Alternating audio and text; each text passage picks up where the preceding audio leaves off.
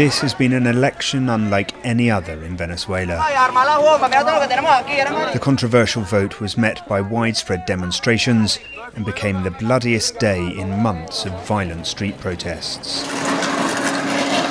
With the opposition boycotting the process, the government was always going to claim victory.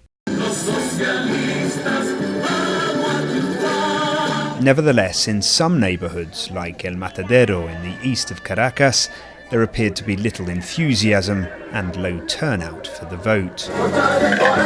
In years past, in votes under Hugo Chavez, the queues would often stretch around the block. On this occasion, the interest seems a little more subdued, as many are concerned about what it might mean for the future of Venezuela. Government loyalists, like this local candidate, insisted the process was legitimate, calling a new assembly the will of the people. But it is not the will of these people. Young protesters have spent weeks engaged in civil disobedience. Scores have died. Even as the votes were being cast and counted, they vowed to remain on the streets. Tengo un niño de 2 años y no quiero que en el día de mañana él crezca en un mundo de violencia, de dictadura. Opposition leaders insist that they aren't encouraging the violence and aren't trying to drag the country down a path to further conflict.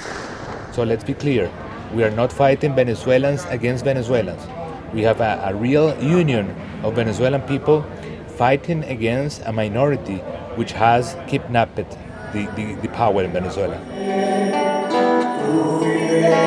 In this broken and deeply Catholic nation, many chose to go to church instead of vote. As Mass ended, neighbours shook hands in the traditional sign of peace. Whatever the new assembly brings, it will be years before Venezuela's politicians bridge their divide.